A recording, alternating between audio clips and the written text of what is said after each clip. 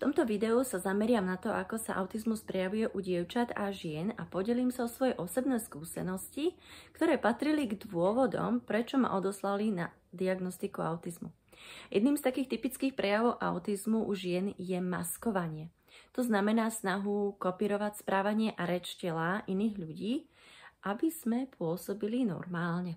A tu je niekoľko otázok, ktoré vám môžu pomôcť zistiť, či sa maskujete vy osobne. Otázka číslo 1. Je pre vás bežné kontrolovať sa, ako sedíte, chodíte, alebo aké gestá používate, keď ste s inými ľuďmi? Premýšľate nad tým, aké otázky vám teoreticky môže niekto položiť a pripravujete si odpovede vopred, aby ste boli pripravená čo odpovedať?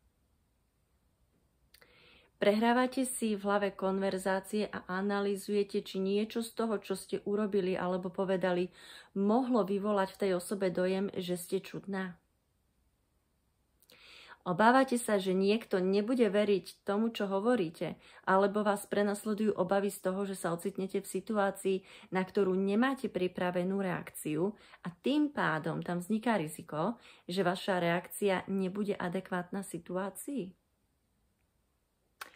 Máte pocit, že aj bežné aktivity, pri ktorých dochádza ku kontaktu s ľuďmi, ako napríklad jazda autobusom, si vyžadujú neustálu kontrolu vášho správania, po prípade rečí, ak by sa k vám niekto prihovoril?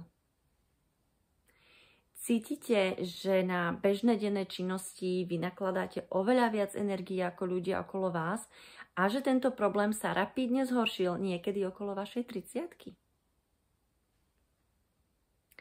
Máte tieto pocity už od detstva alebo tínedžerských čias?